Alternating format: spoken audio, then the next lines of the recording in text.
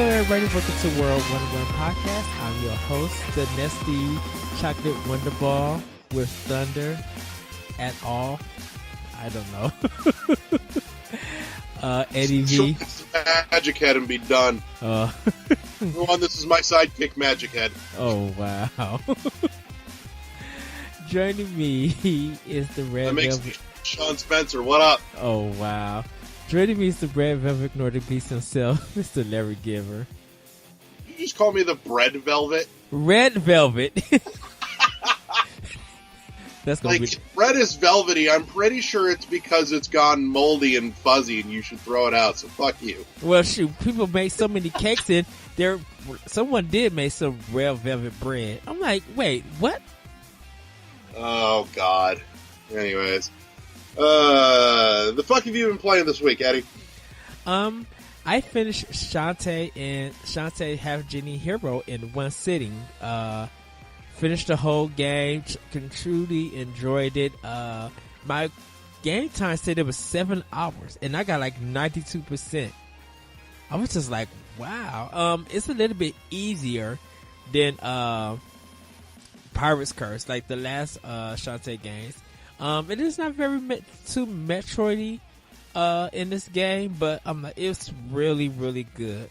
I had played the Wii U version, the physical copy, because it came with a soundtrack. The music is fantastic in this game. Like, really fantastic. It's very challenging still. The story is funny, as usual. And the gameplay is really nice, really perfect. So if you own the Xbox One, I think PS4 also on Wii U, it's available to download or buy a physical copy. But it's a really great game. So I am going to do a review for it for World 1-1, so you guys just be ready for that. Next game I poured so much time in is The Last Guardian. Okay.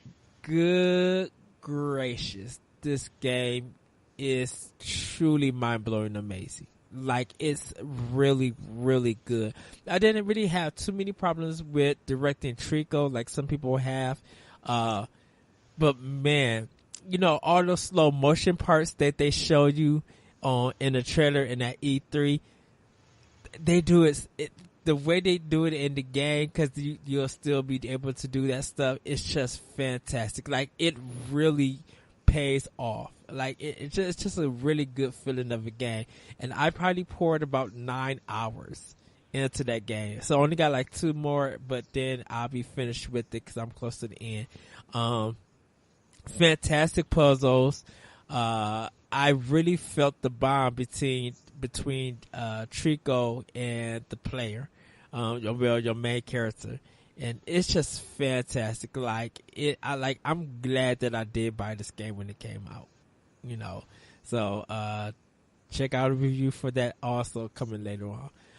Other than that, Ghost Recon Wildlands, I'm playing the beta for Xbox One. I'm trying to finish it before by the time this comes out, the beta will be over, but I'm going to try to finish it so I can give impressions. But I do have to say, as a beta, this thing was 22 gigabytes. It took me 4.5 hours to download. I can't say I'm surprised, because when you think about it, even in the final product, you know, the bulk of the content of a game is really the engine, and the assets are not nearly as much of it. You know, the assets are going to be the smallest portion of that. Mm-hmm. Just the engine figuring out how to put it all together, display it, and interact with it. So that doesn't shock me entirely. And I would be even less shocked if, when it comes out, that the finished game is not much bigger than that 22 gigs. Well, it's going to be big. I think it's going to be bigger because in this one, you get like the first part of the game, and then instead of you going to like the next section, they kind of move you a little bit later on in the game. So you go from like 1-star easy to like 5-star like difficult, and it's just like, wait, what the heck? So I did play it with my good friend Deuce from Happy Hour with Johnny Deuce, and Antonio from the Platinum Achievement Podcast. We were playing Friday night, playing that game. Was having a fun thing, and I actually realized something, because this is weird.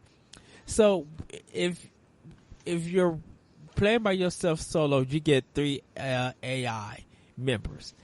And if you die during the mission, you have to do the whole mission over. But you'll come back and you'll be at that area. When you do multiplayer and everybody dies in your group, you're almost smooth, like half, or like probably 1/3 away from the mission. So you literally got to get a car and drive all the way back to that place for the mission and do it all over again. And if you die, it keeps resetting. There's no button to do cover. Like if you go to like play Gears of War, I think like you press the A button, you go hide behind something and do cover. This one, you press B to duck, and that's your cover. Like it doesn't do any kind of cover system or anything. You can really see how the Division and Watch Dogs play into this game. Watch Dogs 2, I should say. The game it feels like the Division, but you can't really see your XP.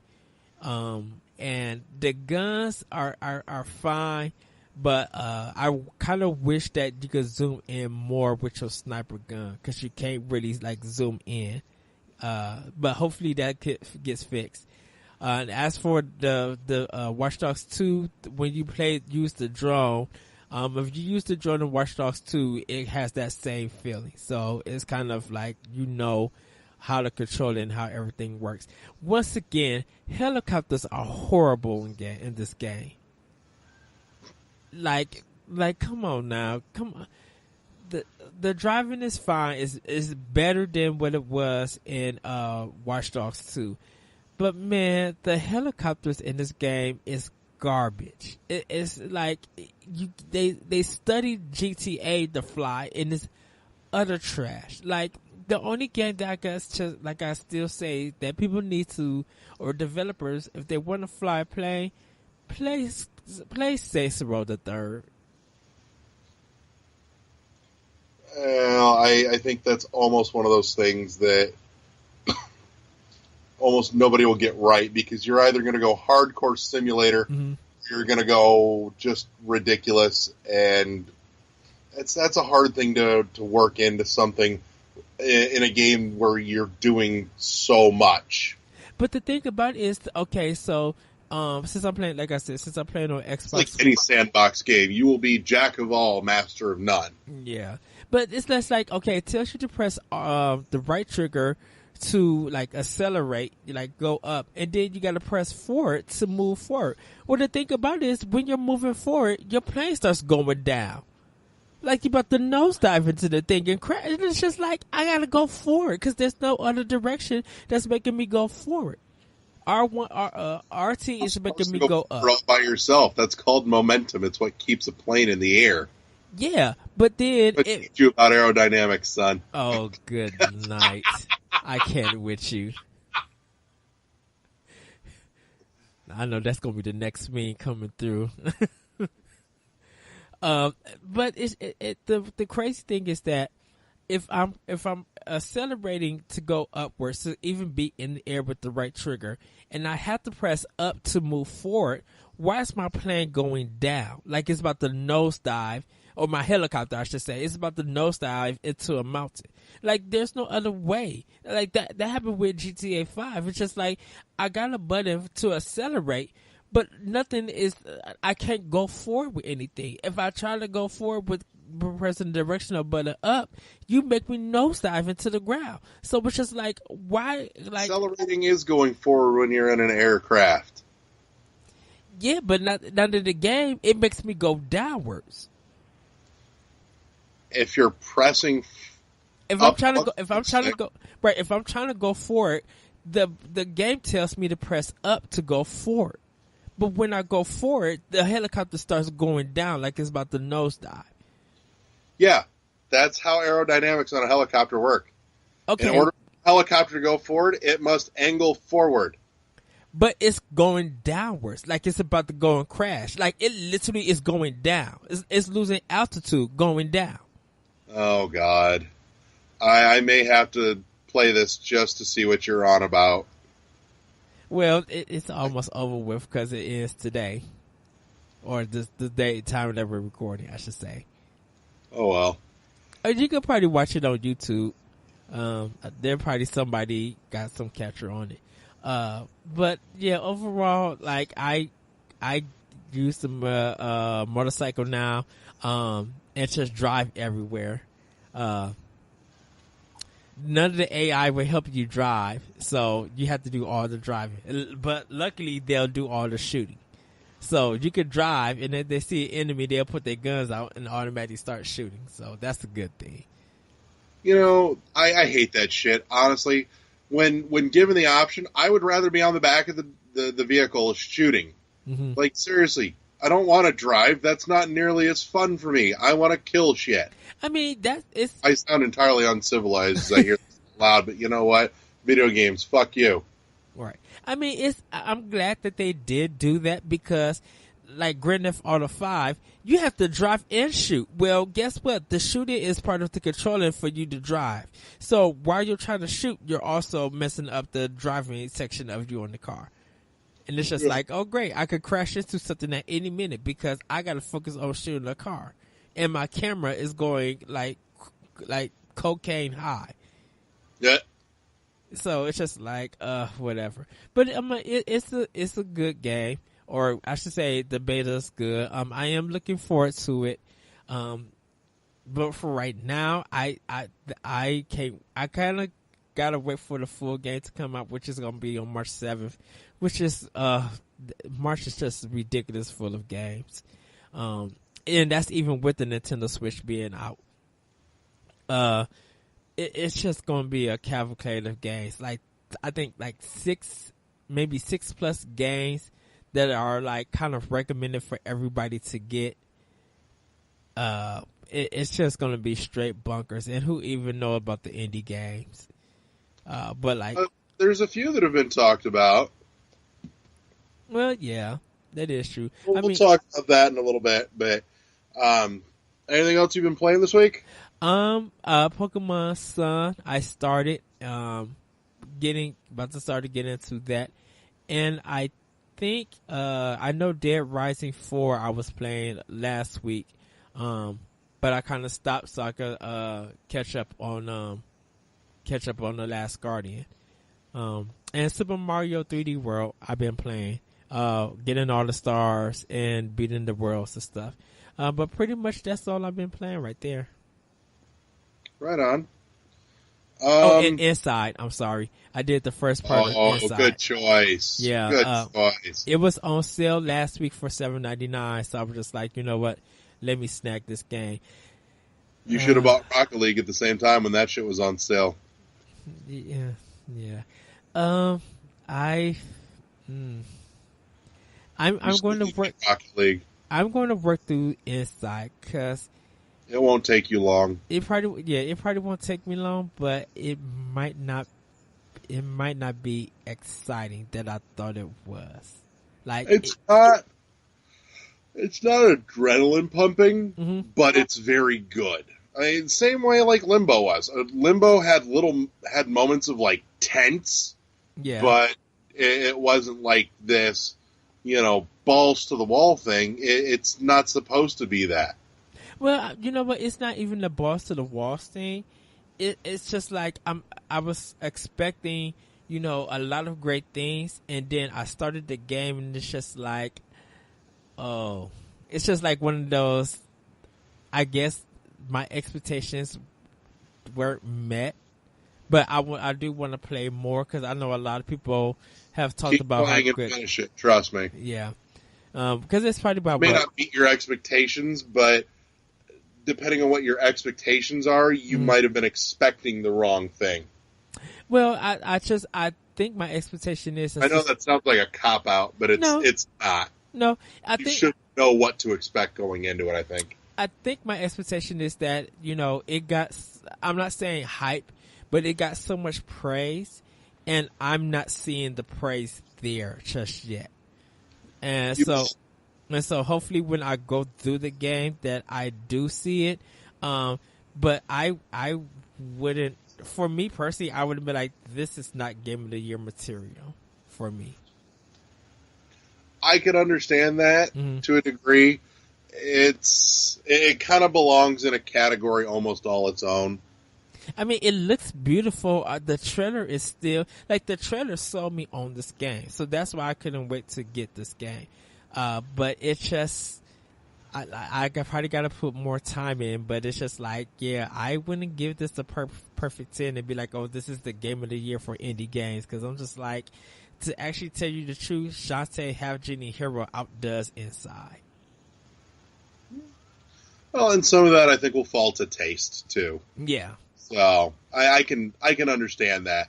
If your taste falls on the bright, colorful, bubbly versus the bleak, artistic, social commentary, that's something I can definitely understand, because you're looking at two very different sides of the same coin. Yes. In that regard. Yeah. And like I said, I didn't get into the hype, but I was won over by the trailer, and I'm just I really do want to play this game. And a lot of people are happy that I got the game. It's just that I'm not seeing that what everybody else got out of it that I'm supposed to get. It's kind of weird to describe, but it's just okay, this is okay, but it's nothing to be oh yeah, now I understand why it's the perfect 10, or probably when I dive more into it, maybe I'll see it or not. I don't know. But do yourself a favor and chuck your expectations and just go in not expecting anything, and you will enjoy what you come out with. Yeah. Oh, and Sony, hurry up and get this this external hard drive update on. I have to, because I have to rush and finish The Last Guardian, and then take it off my system so I can do Horizon. And it's just how long is this update? When is this update going to drop so I can order this external hard drive so I can buy these games? Because I want to move everything that's on my PlayStation 1. I want to move it to my external hard drive. I kind of want everything off my system. It'll come, but I can understand, which, that brings up something else too that I think we'll talk about a little bit later after we get through Games of the Week. Okay. Anything else on your Games of the Week plate? Nope, just waiting for Horizon and Zelda. Think you're going to make it through Horizon before Friday? I'm actually going to wait till Friday. And then I'm going to put it, yeah. Cause I'm off that following, and then the 2 weeks is my vacation. So I'm pretty much after Breath of the Wild come out, I'm going to be putting so much time into Breath of the Wild, because I now have to wait for Ghost Recon and Nier Automata. Since that's dropping that following Tuesday, I'm getting that when I go on vacation. And then I'm going to get Mass Effect the last week of the month, because I get paid 3 times. And then put $100 to the side so I could get my Persona 5 when that comes out that following week. You going to come visit on vacation? Apparently I can't. Aww. I have to stay. Because I think my mom is going on vacation, so I got to be the chauffeur. All right, fine. No German apple pancake for you. I know.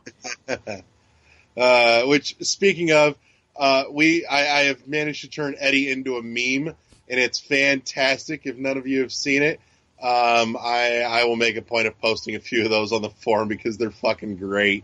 They may have gotten some slightly politically incorrect intonations on a few of them, but somehow it made it all the better.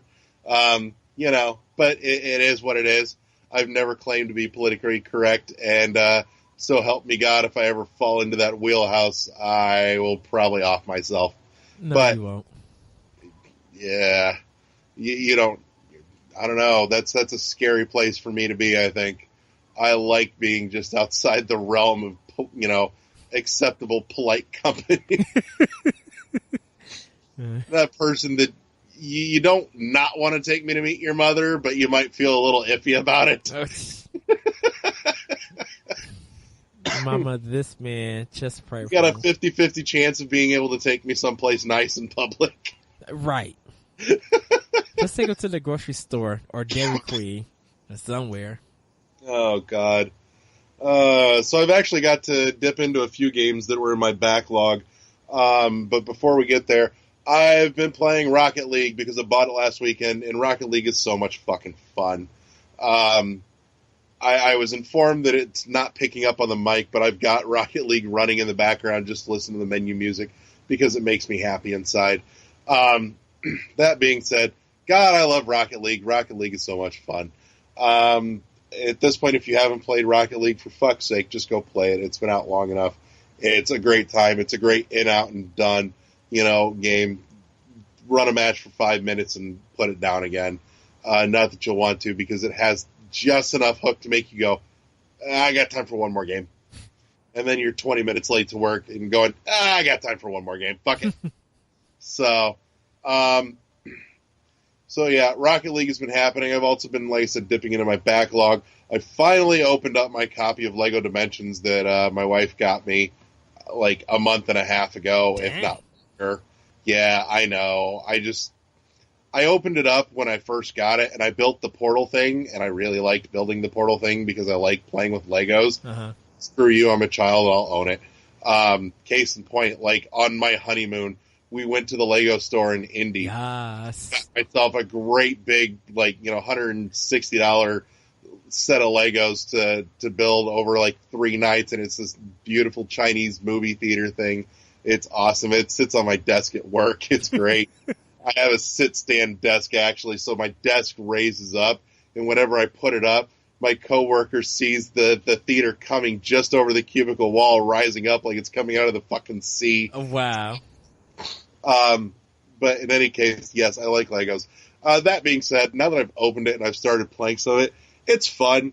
It plays like a Lego game with, a mix of the toys to life, but I do like the fact, though, that it does more than just, put a character on the platform to put it in the game. It's more than that in the fact that, it's got like 3 panels on the platform, and it matters where you actually have your characters, and in-game stuff happens where it's like, your character is being disabled by the Wicked Witch of the West from The Wizard of Oz, and all the characters on a red panel are going to be immobilized, and you have to get up and move them off the red panel onto a clear panel so you can use them again. It's nifty. I enjoy it. And the writing is funny as shit. The writing is really good. It is up there, maybe not quite to the fine-tuned level of the Lego movie, Mm-hmm. but it's pretty close. It does have some connections to the Lego movie, as well as like every other fucking popular movie in the last 40 years, Wizard of Oz included. But it's amusing. I like it. It's made me giggle. Also been playing some more Sunset Overdrive off and on. I can't bring myself to play it for long stretches at a time, but when I'm playing it, I am having a lot of fun doing it. I got through this mission where there was it's an automated, in quotes, recording on this overhead speaker thing telling you to release the pressure valves to drain the waste out of this area. And it starts making fun of the fact that it's a video game trope. Like, you release the valve and then you've got like 3 pressure valves in between to keep everything from exploding. And it's like, what? You didn't think that was it, did you? No. And then there's like 2 more. So when you get to the 3rd one, the overhead voice stops telling you, the same thing over and over. It's not going, release the 3rd pressure valve. It's, it chimes in beautiful sarcasm, says, you're familiar with the rule of 3, right? It starts getting like sarcastic and snarky with you too. Like, this is great. I love every bit of this. It's like Gladys with an extra touch of sarcasm. Oh goodness, Gladys. Oh my god, I fucking died. I haven't laughed that hard at a video game in a long time. And it made me happy inside. It really did. Oh hell, what else have I been playing? I've been playing Super Meat Boy.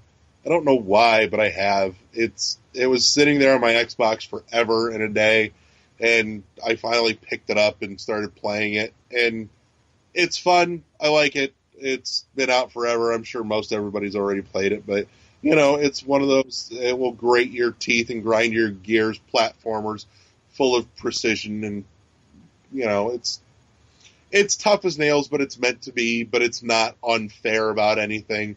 It just forces you to get better. Yeah. I do love the humor with Dr. Fetus.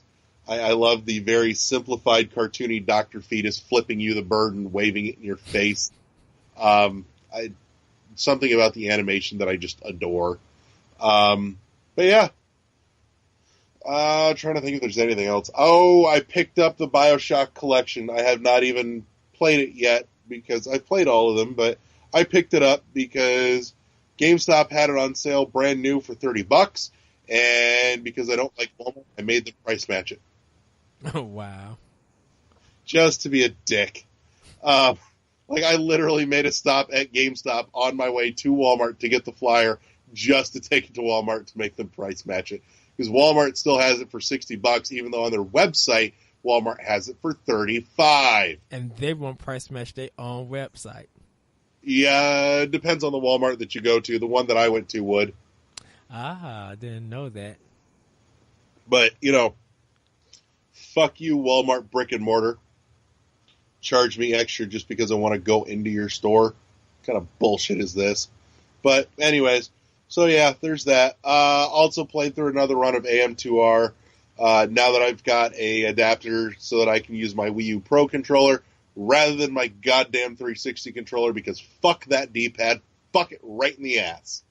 Playing that with my 360 controller physically hurt my hand. I hate that damn D-pad. But playing it with my Wii U Pro controller was much better. Fucking much better. So yeah, which there's some other related things that I was made privy to today, but I won't talk about because I've been sworn to secrecy. But know that I am very, very excited about it, and you all should be too. Sometime in the future, you'll all hear more about that. And most likely that will be a World 1-1 world exclusive. Yay. So that's a thing to look forward to probably a year down the line. So yeah. What else happened? I don't think... Yeah, we did talk about that. Never mind. I don't want to retread old ground. Yeah, I think that's what I've been playing. Any indie new games? Any new indie game? Yeah. Not that I can think of. I thought about playing Love in a Dangerous Space Time again, and then I looked at it and I thought about the first time I played it, and then I didn't. He said, "Fuck that shit." Like I said, that game would be a lot more fun if I had like 3 other people on the couch with me, but by myself, that shit is fucking tolerable. I think I looked at it and I'm just like, this looks too much, and I just can't. I could, like I said, I could see myself enjoying it with other people, but I have no way to find other people that will enjoy it with me. And so that game is just dead in the water for me. So new stuff that's happened this week. Obviously a lot of the news, happening around the impending release of the Switch, Breath of the Wild, and everything else going on around it. It's Zelda's world. We just live in it. That's kind of how it's felt this week. But there has been news that one game has fallen off of the launch day roster, and that is Binding of Isaac Afterbirth. It is still supposed to make this month, just not day one for the Switch, which I'm partially okay with. I kind of really wanted to have it just so that I had something to switch off of Zelda 2, but I'm also picking up Has-Been Heroes day one. I just don't know if that's the game that I really want to switch out between. That being said, though, Fast RMX, or Fast Remix, has been pushed up to day one for the Switch, though. Yeah, for $14.99. Are you sure? Because I'm pretty sure I saw $20. Nope, $14.99. They announced the price for it. One of those two. But I'm pretty sure I saw it at 20. Either or, I could justify either of those price tags easily for that. I have the story from Destructoid right on up, and they announced $14.99. I'm even happier then, because I paid $15 for Fast Racing Neo, and it was totally worth it. Yep. But Fast RMX is the remix version of Fast Racing Neo, which it's not so much a remix as it is Fast Racing Neo Plus. Because, as I understand it, it's supposed to have all the content that Fast Racing Neo had, plus more tracks and more machines, which I am perfectly okay with. And I didn't know that this is the third version of the game, because on WiiWare, there's one called Fast Racing League. And I didn't know that. I thought Fast Racing Neo was like the first one. Yeah, I didn't play it, but I was aware of it. The other thing is that Fast Racing Neo, or Fast Racing Remix, is going to be one of the first games to use the HD Rumble feature on the Switch. Shinnon talked about that in an interview this past week a little bit, saying that, when you run into shit, you'll actually feel like where on your machine you're taking, you're getting hit, which is kind of nifty. I could dig it. It also just makes me want a new F-Zero more, because as much as I like Fast Racing Neo, it is not F-Zero. If anything, it's Wipeout, which I like Wipeout. I do. Wipeout has its place. We talked about that last year on the Future Racing episode, but I'm still pumped for this. I am. Yeah. I like Fast Racing. I'm glad that Shinnon has a series that is of a higher quality caliber than most of the stuff that they put out in years past.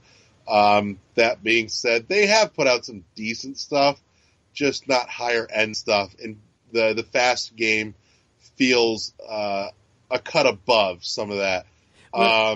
It is just to let everybody know that Fast Racing Remix is going to be 1080p at 60 frames per second. So they've been shockingly great about that. On the Wii U, it looked gorgeous. Yes. It ran so smooth, like baby's ass smooth, like melted butter smooth, like a good Scotch smooth. Yeah. And they said even in 4-player split screen, it will still run at 1080p at 60 frames. So, and this is just only dock for what I know of. I don't know if it's going to drop when you take it out the dock, but for right now, it's 1080p at 60.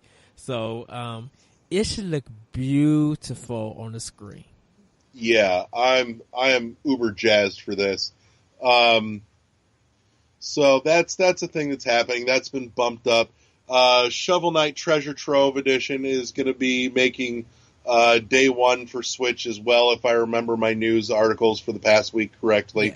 Yes, and for those that are still confused as to what the fuck this means, Yacht Club is going to be breaking Shovel Knight down a little bit. Treasure Trove is going to be the equivalent of all the versions that are out already, where you get the original campaign plus the Plague Knight or the Plague of Shadows campaign, and you'll also get the new Spectre Knight campaign as well. Once Spectre Knight releases, future versions going forward, you'll be able to buy the campaigns individually. So you'll be able to buy just the Shovel Knight campaign, and then buy Plague of Shadows campaign separate, and Spectre Knight campaign separate. So are they done with the DLC? So are the DLCs done after this last one that comes out? my understanding is that they're going to keep working on more. I heard an interview some time ago saying that they wanted to do a campaign for every one of the bosses. And I think that what they're doing here, breaking this down, is going to help allow them to do that. Because, a lot of people, Yacht Club has treated its customers so well, and a lot of people have actually said, we feel terrible that we can't pay you more for this, because this is quality content that you deserve to be getting paid for. And I suspect that's part of where this is coming from. Mm-hmm. And part of this is also now, and I don't want to say an opportunity so much as probably a necessity on their part to monetize some of that so that they can keep doing those campaigns and keep building out the rest of the content that they want to fill out the roster. But they probably have enough sales to do this. Just free DLC and stuff, because if Shovel Knight wasn't a hit when it came out, I don't think we would have seen future DLC. But I think it was a big sale on Wii U, 3DS, and PC. I don't know how they did on PlayStation 4 or Xbox One, but I think people ended up buying it a lot for that system. So it did good sales, and who knows how much the deal was with the Amiibo, the Shovel Knight Amiibo.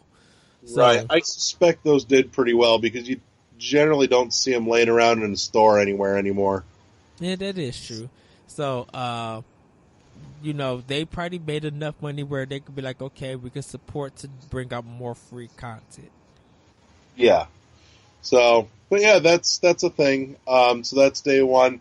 I think, and I have to fact check it, so don't take it as gospel, but I think I saw that I Am Setsuna might actually be making day one as well. It is. Excellent. Good. Holy shit, it's going to be a really RPG heavy launch. Mm-hmm.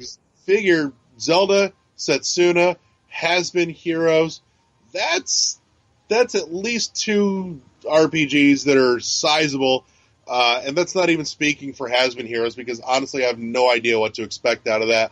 But frankly, for $20 it looks interesting enough that I'm picking it up just to dink around with. Worst case, it's not my cup of tea, but I at least enjoy it some, and I'll probably get my $20 out of it. Right, and just to let people know, they're not doing Virtual Console at the release of Switch. But yep, I think that's another thing. But you know what? There's so many titles. I think there's still 23 titles coming out on Switch day one. So I'm like, you'll have 6 physical now?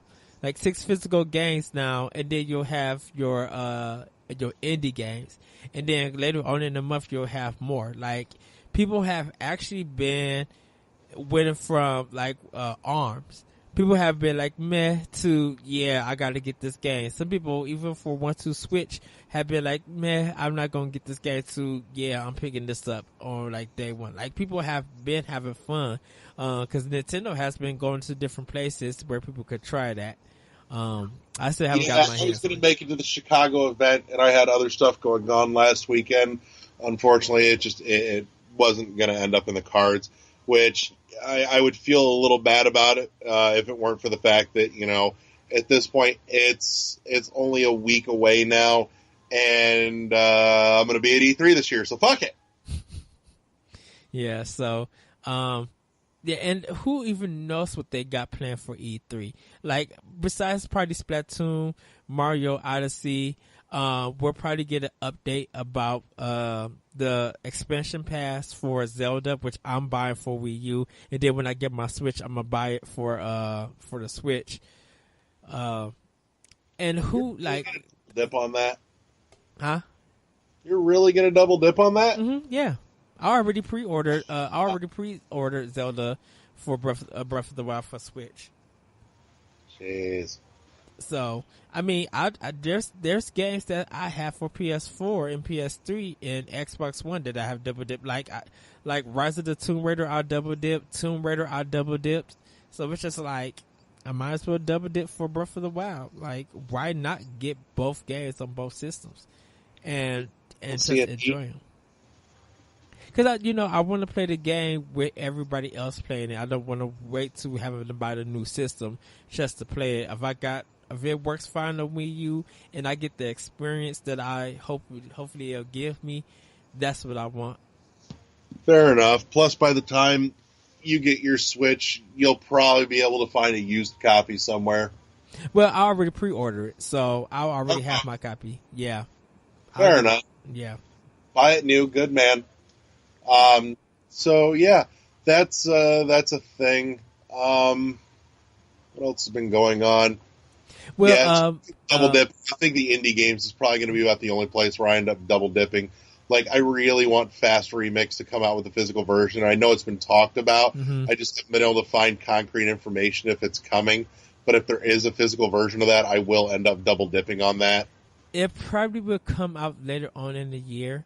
I think they were probably just getting the game ready for the Switch, and they probably had a good business of just staying digital. Because I think if it would have came out for physical, I think $29.99 would have been the price, which I would have paid for. I would pay $29.99, like $30 for a game like this. Yeah.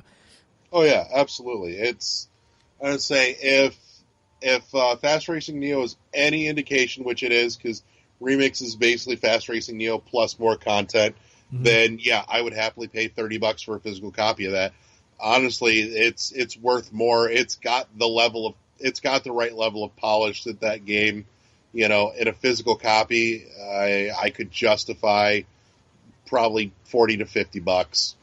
Yeah, and I kind of feel like with some indie games, like, they'll come up at $14.99 or $19.99 digital download, and then in the store it's a little bit more. And I think we probably had this discussion, but there are some great games like Shantae Half Genie Hero. It comes with a soundtrack, but it's $30. It's worth it though. The Steamworld collection. Yeah, collection's fantastic. Yeah, and just like Fast Racing Remix, like I want to own that game. If I could get a physical copy if it comes out later on down the line, I'm good with it, because I'm like, hopefully it has an art book as an instruction booklet. The cart, I don't have to worry about taking any space, because they said that none of the games, or for what I know of, there's no install. If you play it on the physical cart, if you have the physical cartridge, so if you pop it in, you put it on. That's another big deal. Oh my God, that's fantastic! I'm so thrilled about this. You can't even imagine that there is no mandatory install bullshit for physical versions of Switch games. Dear Christ, how great would it be when Skyrim comes out this fall to just be able to put it in and look, I can play. I don't have to wait an hour for shit to install. And this is the weird thing. What was people upset about? Okay, Zelda is going to be 13 gigabytes to install for a digital download.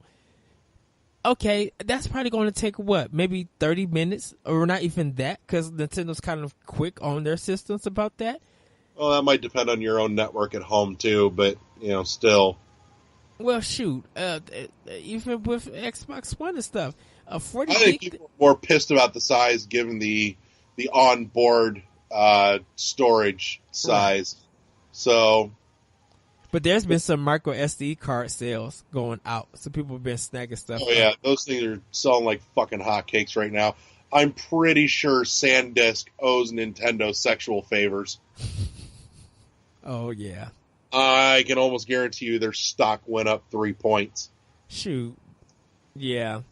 Actually, I'd be really curious to know about that now. Well, I think because of maybe even with the new 3DS, when they went micro SD, people were just like, okay, I need to go get even the 3DS XL had the micro. Yeah. It wasn't even just the new 3DSs, but in any case, yeah. So that's going on. God, what else? Axiom Verge is getting a physical release for PS4. Oh my God, yes! Thank you for reminding me.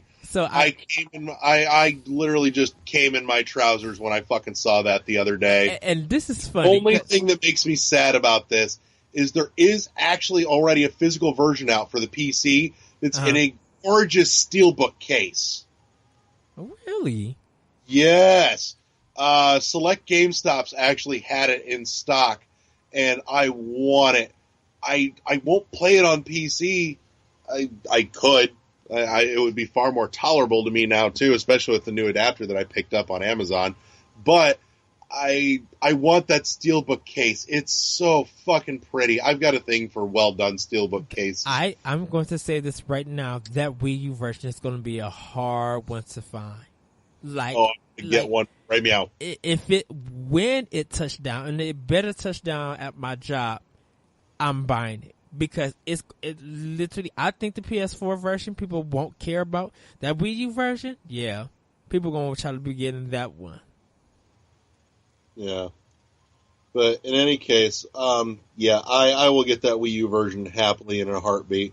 Yeah. But yeah, Axiom Verge is phenomenal. Support the fuck out of it. Get the physical release. Even if you've already bought it, I've already bought it. I will be buying it again. Yeah. And depending on how much self-control I can exert, I may or may not be buying it a third time just to get the steelbook case. Well, I know I own the original version on PS4, and I don't own it on Wii U. But with this physical copy, I'm like, yeah, let me get the physical copy for Wii U. There is some benefit to having it on the Wii U over the other versions. Actually, just in the map on the screen and the inventory management makes it a little more, not that it was unmanageable, but it makes it a little smoother. Yeah, and there will be the standard version on PS4. I think Vita and Wii U are getting like a bonus version. It's called the Multiverse Edition. Yeah, which is cool that because you get the soundtrack, and I think you might get some other stuff with it. That's why I'm just like, that Wii U version is going to be hard to find. I will be getting my hands on one. You all should too. Which actually, by the way, makes it the last Wii U game to release rather than Breath of the Wild. So, ha! Well, good job, Tom Happ. I'm proud of you. It's weird because the announcement came out of like nowhere. But I'm shocked that he didn't do Xbox One. I kind of am too. I don't know if maybe there's some publishing issues with that. I have no idea. I know Microsoft is funny about some of the stuff that comes out as far as Live Arcade. Not that it's really branded Live Arcade anymore, but I think I have that concept stuck in my head and it forever will be. But yeah, I'm okay with it. I'll have it on Wii U. Thank you. Yeah. I kind of wonder what he's going to charge for it, but that game I would pay $30 or $40. Or even like $34.99, I would pay for it. I'll go higher if he puts the steelbook case in there for the Wii U version. Thank you. Wink, wink, nudge, nudge, Tom. Come on, make it happen. Well, everybody, if you do look on Destructoid, you can find the story. The Wii U box looks kind of big, so maybe it may be. Just maybe. I don't know, how sweet would it be if there was a fucking awesome Axiom Verge amiibo in that box. Wink, wink, nudge, nudge, Tom. I'll pay extra. Well, just to let you know, this Multiverse Edition comes with the game, a deluxe booklet with developer commentary and art, a double-sided poster, and a making-of documentary on DVD. The special editions will be available on PlayStation 4, Vita, and Wii U, and other formats yet to be confirmed. So you might get one on PC, and you might get one on Xbox One. But probably the sales of those three will probably help make the other versions come out later. Yeah. So I'm very proud of him. And it was funny because our very own Adrian Nieto, he mentioned something like that, and I thought he was joking. And then the next thing you know, that he announced it, and I was just like, "Wait, didn't we just talk about this?" Right. So yeah, that's an awesome thing happening. Yeah. So like Larry said, when it comes out, do support it. You guys got to pick up Axiom Verge, even if you already own one for your system digitally. This physical version, it just has a lot of content to it. If you charge $49.99 for $50, I'll still buy it. I can absolutely get behind that. Other than that, other things happening this week. Lots of people bitching about Zelda spoilers. Oh my god, I'm so ready for this shit to come to an end. Well, everybody, people. I don't know what spoilers are being said. Only thing I know is Jose Otero have gave impressions of what he did, and he didn't mention nothing spoiler. Anything spoiler. I don't know if there's any sites that have talked about the story or anything, because no reviews for it have came out besides Eurogamers. Like, someone leaked it, I should say, and they gave it a 10 out of 10. But other than that, like, the reviews and stuff haven't dropped for the game, so I don't know any spoilers for it.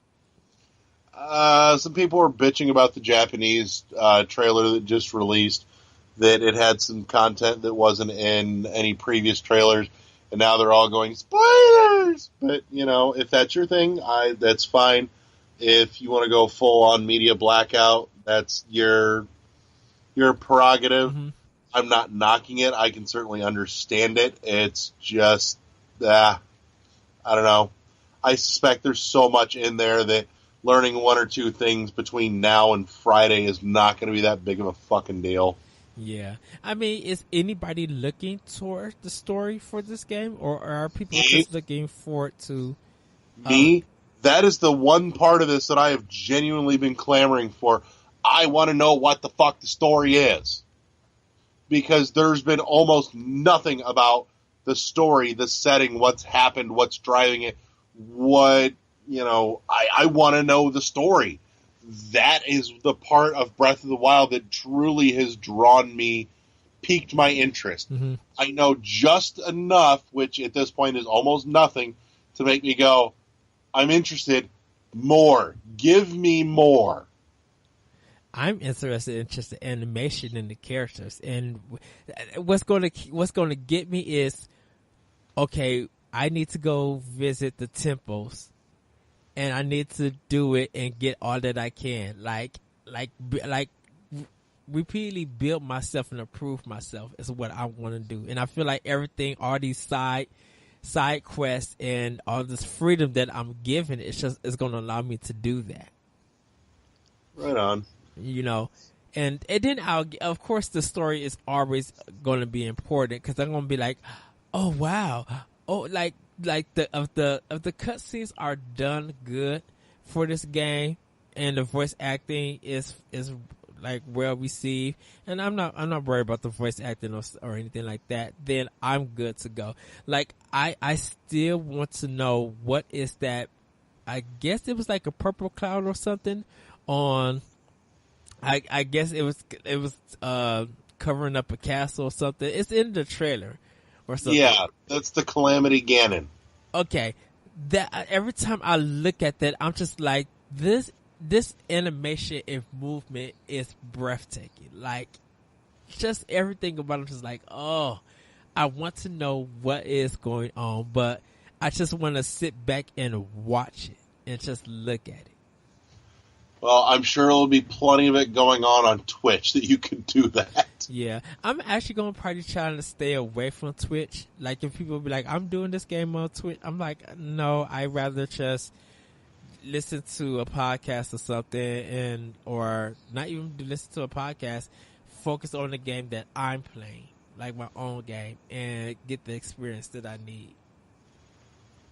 Because I want to solve puzzles, and I want to cook and find out what recipes that I could come with that the game would let me do. I kind of want to do all of that stuff on my own. Right. Understandable. So, I don't know. Any other news you want to hit? The DICE Awards have came out, and Overwatch won big in that. Okay, so Game of the Year went to Overwatch. Outstanding achievement in game direction went to Inside. Outstanding achievement in game design went to Overwatch. Immersive reality technical achievement went to Eagle Flight. I don't know who even bought Eagle Flight, and that's the PSVR game by Ubisoft. It's not about who bought it. I don't know. Where there's some games that's on here that I'm just like, who bought this? But it's the same principle as the Oscars. It doesn't matter if ticket sales were great. That's not what they're going off of. Well, we'll see. Immersive reality game of the year, Super Hot VR. Fuck yes. That game so deserves to be played in VR, let me tell you. Mobile game of the year, Pokemon Go. Handheld game of the year, Pokemon Sun and Moon. DICE Sprite Award is Inside. Outstanding achievement in online gameplay, Overwatch. Strategy simulation game of the year, Sid Meier's Civilization 6, which I can understand. The Civilization games have been really good. You're missing the Z in your pronunciation of that, and it makes me giggle. Civilization. There you go. Oh, sorry, everybody. Don't apologize. It's adorable. It's part of why I love you. Oh, thank you. Sports. Having you on is like having the Rugrats on, because things are being mispronounced just enough that it's cute. Well, I'm going to call you Pickles. Oh, no. Definitely no. Sports game of the year is Steep. Role-playing massive multiplayer game of the year, Dark Souls 3. Racing game of the year, Forza Horizon 3. I can understand that one. Fighting game of the year, Street Fighter 5. Don't know how. Family game of the year, Ratchet and Clank. Once again, don't know how. What's wrong with Ratchet and Clank? It's not a family game. Yeah, it is to a degree. How? Like last year they gave it Clank to... games are kind of like they're kind of like SpongeBob or Grim Adventures of Billy and Mandy. They're intentionally directed at kids or younger audience, but they've got enough inappropriate humor snuck in there that, like, when mom and dad are stuck watching it, that they'll giggle at it because there's something funny in there that, you know, Junior didn't get, but it's funny to Dad because he knows better. Well, I would have I appreciate shit like that. I really do. It's funny. I would have given it to Pokemon Go or Pokemon Sun and Moon. Because I think a lot of families played that. Definitely with Pokemon Go, the way that people were just everywhere walking outside, like it got families together and friends together to do that. I don't know. I can understand the Ratchet and Clank thing, though. And probably because of the movie, too. Which the movie was not atrocious, actually, and it's on Netflix. Go watch it. Adventure Game of the Year. I don't know why, but Uncharted 4, A Thief's End. Action Game of the Year is Overwatch. Oh, no. Oh, no. Sorry about that. Somehow my screen went to Skype. I'm like, no. Outstanding technical achievement, Uncharted 4, A Thief's End. Outstanding achievement in story, Uncharted 4, A Thief's End. I would have gave that probably to Titanfall 2 for story. You know, it just occurs to me that the title for Uncharted 4 means that this game is really just about Drake's ass. Yeah. Like, this is a whole game focused on the man's ass. And terrible storytelling with 15,000 flashbacks. I don't know. Outstanding achievement in sound design, Battlefield 1. Outstanding achievement in original music composition, Doom. The music in that game is terrible. Outstanding achievement in character, The Last Guardian, Trico. Yes, that is true. I would give it to that. Outstanding achievement in art direction, Inside. I liked the art direction in Inside. I've got a thing for that kind of, you know, creepy, stark, slightly unsettling thing, but it's just me, maybe. So, Again, I understand if it's not your cup of tea. I get it. It's not going to be everyone's. I would have given it to Tokyo Mirage Session for art. Sharp FE. Yeah. Again, I think it comes down to a difference in taste. Yeah. Which is not wrong by any means. It's just a difference of opinion. See, I can be reasonable and progressive. And outstanding achievement in animation, Uncharted 4, A Thief's End. Whatever. But yeah, those are the DICE Awards. It's predictable, of course. Overwatch was going to get something. I guess. I know who's going to win next year, but we'll just have to roll the dice and see. Hopefully it's Breath of the Wild. Oh, you know that game is going to walk away with so many fucking awards.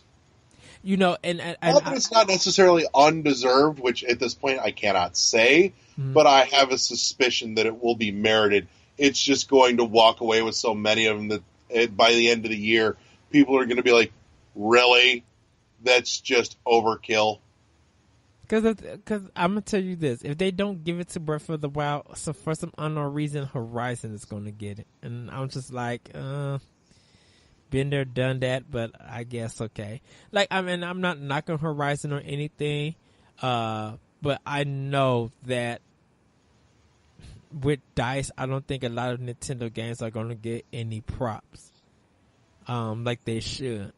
Because I would say if they when they do the DICE Awards for next year, for this year, it's going to have to be between Resident Evil 7, it's going to have to be Breath of the Wild, Horizon Zero Dawn. I really hope Nier Automata gets art direction, because that game looks gorgeous, and seeing it in motion, it's just everybody's just like, this is insane.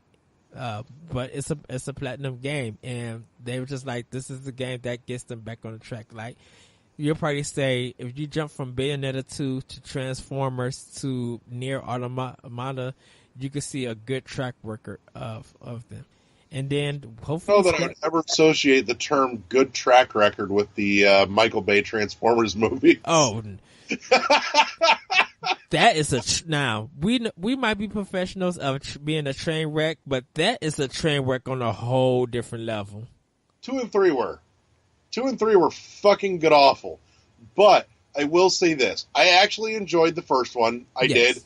I had some small issues with it, namely the fact that it was way too much to do with anybody on the human side of anything. But that being said, the actual portrayal of the Transformers characters, in particular my fucking hero Megatron, was spot on. Especially that scene towards the end, and I'm not even going to say spoilers because fuck you, that movie's a decade old now. But that scene towards the end where one of the stupid little Autobots like, "You want a piece of me?" and Megatron just picks him and was like, "I want to," and rips his ass in half. That shit was spot on. I'm like, yes, you did not make the villain a fucking idiot. Yes. That, and I actually quite enjoyed Transformers 4. Not so much for the Decepticons, because they did some god-awful shit with that. But I was actually excited about the portrayal of the Autobots in that one, just because they put a much darker hinge on it. To hear Optimus go, "I'll kill him," I was like, what? And you know what? And I would say this: 4 wasn't bad that people thought it was. Yeah, it's a long movie, but I'm just like, this is stupid fun, and it looks good. 4 was surprising. Like, honestly, I had low fucking expectations going into 4. Mm-hmm. Really the only thing I was excited about with Extinction was the Dinobots, which frankly, that was one of my two big letdowns in that movie, was that A, their role was so small, and B, they had no fucking personality. That's part of the best part of the Dinobots, is their personality. But, no, 4 was a big surprise to me. I was like, I walked away from that going, I actually was impressed. Like, the writing was good. Like I said, they took another villain that I quite loved, Megatron, turned him into Galvatron, and then made him an untalking, devoid of any personality, like he was literally a remote-controlled robot, and that saddened me immensely. Never mind their actual physical portrayal of him was fucking stupid. But no, that was actually a shocking, shockingly good for a Michael Bay movie, which it's been said before, but it bears repeating. Michael Bay either makes the dumbest smart movies or the smartest dumb movies. Well, he still makes money off of them, so I can't knock his hustle. That he does. But yeah. And may I say this? I know I might get a lot of comments for this one, and I'm fine with it. I would rather have Michael Bay do a video game movie, and it could be terrible or whatever, than Uwe Boll ever coming back to doing movies. Like, if Michael Bay wants to do a video game movie, I'll go watch it. If Michael Bay was to do a video game movie, he should do the movie adaptation of Split Second. That game was fucking made for him. I know a lot of people have been talking about that game. I'm telling you, that game is awesome, and for whatever reason, it's strangely difficult to find in stores, like even the used secondhand stores. Mm-hmm. But for God's sake, seek it out, buy it, play it. It's actually really good. It's a ton of fun. It's not exactly intelligent fun, but it's fun. It literally is Michael Bay the racing game. Everything blows up, and it's just it's well presented, and it's got a decent variety of challenge. So it's not just, here, have another race. Here, have another race. No, I mean, they've got some neat stuff in there. Like, they sparse it in with stuff like, here, flee from the Apache helicopter that's, like, fucking shooting missiles at you. Yeah. Now that I think about it, yeah, Split Second was a Michael Bay movie, pretty much. Like, I could see Michael Bay making a decent movie out of that. That could be cool. Yeah, I'll go see that. I'd watch it. What about... I'd pay for a movie ticket and a bucket of popcorn for that shit. Turn my brain off for 2 hours and watch shit blow up and people drive really fast. What about Blur? Between the two, I like Split Second better. I like the format. I like the presentation. Split Second is a little more arcadey, I think, than Blur for me. And when it comes to racing games, I know I fall in the minority here, but I like the arcadey racers. I'm not one for the super deep, customization simulator experience when it comes to racing games. I want to pick a car, pick a track, and go fast. And if shit blows up in the meantime, all the better. What about Burnout Takedown? I would love... Burnout's fucking fun. I think that Split Second actually has a format that would lend itself to a movie adaptation. Yeah. Because it's presented as like a show. And I could see that working in an interesting way in terms of a movie. Or honestly, I could, given the way that game is designed and the way that they tell their quote-unquote story, I could see that working as a TV show. Like, that could be a really neat Netflix experiment. Ooh, I could see that. Yeah, I'd be down for that. Like, I would totally get behind that shit. Like 10 episodes? Yeah. Yeah, I'm down for that. I would absolutely be down for that. So, but anyways, anything else we missed? I think that's pretty much it. I know that the Switch is coming out Friday. Depending on, for some people, their GameStop is doing a midnight release, so you have to check your area. Other than that, just like... Yeah, it's going to be great. Just like, Friday, it'll be released on whenever the store opens. And everybody will be able to get their hand on the system and with the games that they want.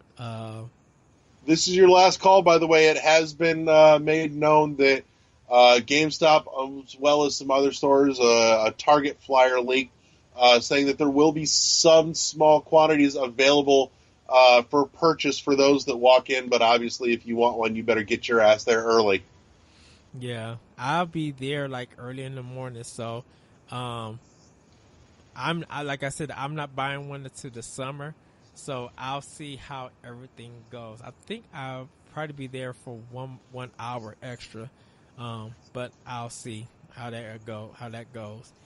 Because people gonna be wanting pro controllers, people gonna be wanting games, other accessories, and for some people, this $300 system that people are getting, for a lot of people, it jumped to almost $700. Yeah, I can see that. I mean, I know I'm going to need to pick up an extra Pro controller. I've got one reserved and paid off. I don't know that I'm going to get a second set of Joy-Cons. I don't see a need for it at this junction. Yeah. But I do suspect that I will be playing a lot of Breath of the Wild with the Pro controller rather than the Joy-Cons, just depending on how it feels in my hand versus the Joy-Cons and the charge grip. But either way, I know I've got one Pro controller that I'm picking up because I know I'm going to end up needing enough for 4 people to play when Mario Kart comes out in April. So I'll probably end up picking up a second Pro controller at that junction rather than another set of Joy-Cons. It's technically the more expensive way to get a 4th controller, but I'm not going to feel bad about that. I think having the one set of Joy-Cons and 2 Pro controllers will be sufficient for pretty much any setup that I need. Yeah, I think this launch for the Switch is going to be huge. If done right, I think it'll probably be one of Nintendo's best, or not best, but I'm like, it'll be a good thing for Nintendo. And I don't think it's going to quite crack the Wii level of fervor. Yeah. But I think it will get up there.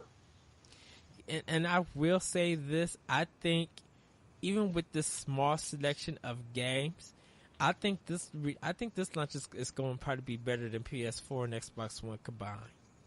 Yeah, they've got a solid day one, they've got a solid month one, and they've got a solid year one, and that's just what we know of already. Don't forget that between now and then, there's E3 and whatever Nintendo Directs they throw out in the meantime, which, by the way, this is going up on the 27th, which means that you guys should be watching Tuesday for the Nindies Direct that's going to be happening as well. Yeah. I'll be watching that. I don't know what time it starts, though. Check Nintendo's website and it'll be there. Okay. If I'm feeling frisky, I will post something on our Facebook page. All right. Which, as we wrap, let's get into to World 1-1 news. We are finally on iTunes. We've talked about that a little bit. A couple things went up on the Facebook page that merit some discussion.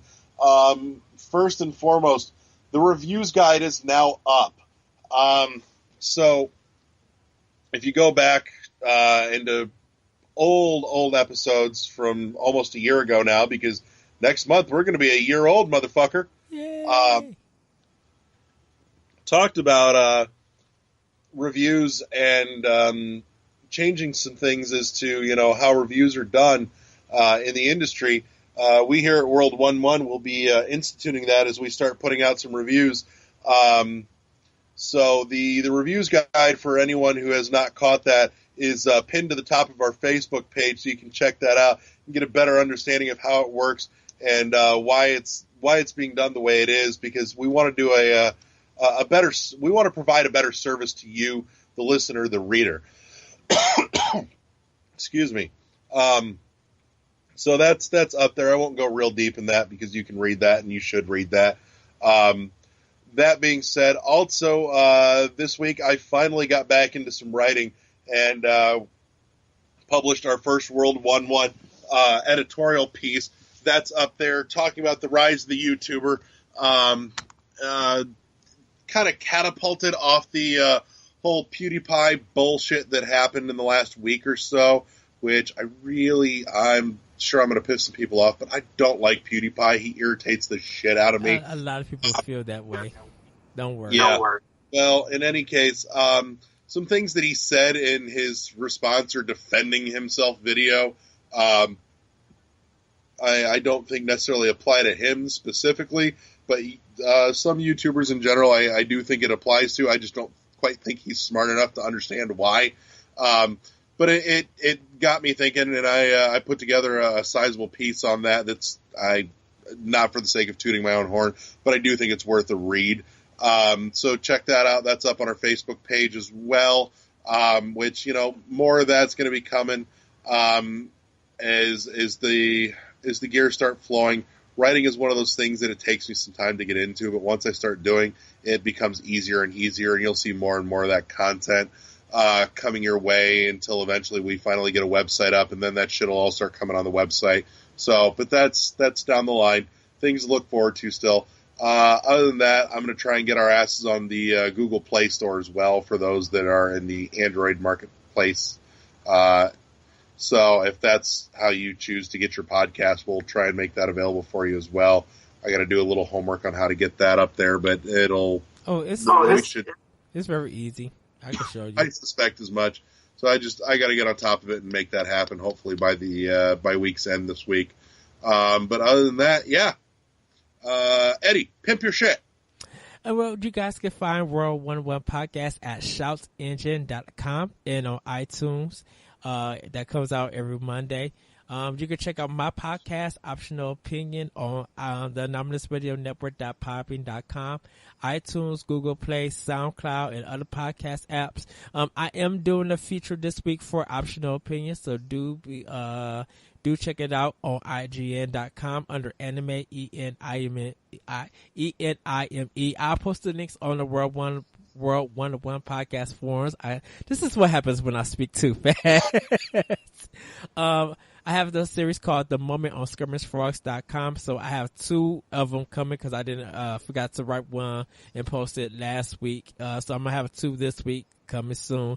Our very own Larry Giver is on Optional Opinion this week, so do check out that episode Wednesday. It is dropping. Me and him discuss about Xbox Live Arcade. So once again, reason Eddie wanted our insanity and bullshit to bleed over into his own personal show. I can't understand why. Because I guess you need some kind of like organized professionalism sometimes. Change. You guys like, I'm pretty sure I just made your show worse. I don't think you made me any better. Oh, I know I didn't make you no better. I can already tell you that. But you can find World 101 Podcast at World1_1 Podcast on Twitter. Our Facebook page, World 101 Podcast Forum, or World 101 Podcast. You can find me on Twitter at ThatRetroCode. You can find more of my information on IGN.com under anime, or just look around on Facebook for me, or my PSN, Xbox Live, and Wii U. I'll have that posted up in case anybody needs to know that. Our very own Adrian Nieto, you can find him at The Frozen Machine also. At The Frozen Machine, I believe that's his Twitter page also. But that, everybody, with that, we will see you next week. Hopefully we will have Larry give us more impressions about the Nintendo Switch. So we'll be talking about games, the system itself, how it feels and everything, and we'll go from there. We do have another guest coming soon. We'll let you guys know more about that. Do we several with any luck? Do we have a contest still going on, or did we, Oh, fuck me. We need winners for this shit. For last week's. Give me half a minute here. We'll find some fucking winners. Well, you know what? Let's give them another week, and we'll present them next week with some winners, for our contest. Because we want to get it out there, make sure people have enough time, to get it out there. So. All right. So reminder for anybody that, wasn't here last week, which, where the fuck were you? But, we've got a giveaway going from the fine folks at Presto Studios, whose game Pegasus Prime is now up on Steam. Go get on top of that shit. But they were quite generous to give us, for third place for the giveaway, we have a copy of the Pegasus Prime soundtrack. Second place is picking up a copy of the soundtrack and Journeyman Project Pegasus Prime on DVD release. And a grand prize winner is picking up a copy of the Pegasus Prime soundtrack as well as Journeyman Project Pegasus Prime DVD release game signed by the fine folks at Presto Studios. In order to get in on that, go back to the Facebook post for last week's show and like the fucking post. That's all you got to do. Click the little fucking button. That's it. And you can win some cool shit. Yes.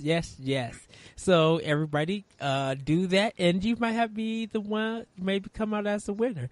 And with that, there you go. My lack of preparedness has bought you another week to get in on this. We all have been busy doing stuff. But with that, everybody, we will see you next week. If you have a Nintendo Switch, you can email the show at world101podcast@gmail.com. We want to hear your thoughts. And if you guys have questions about it, go to our Facebook page, our forum, post some questions so we could, talk about them on the show. Because we are probably going to go in Switch heavy for next episode. So with that, everybody, we will talk to you later, and we are out. Bye. Deuces.